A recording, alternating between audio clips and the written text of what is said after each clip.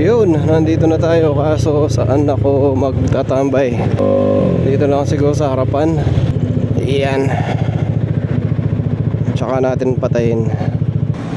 Okay guys, hintayin muna ako konti dito.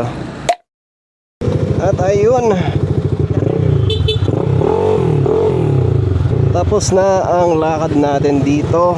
Kamukha daw ng motor ko yung kay Echo. Hindi niya alam ako yun.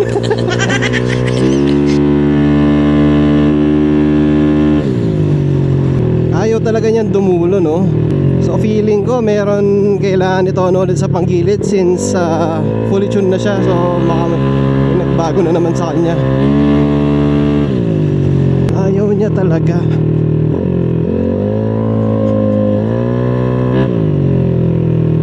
Kanino ko kaya siya pwedeng dalhin ngayon para lang mapacheck, baka magawan nila ng paraan. Si Pika kasi busy lagi ito eh.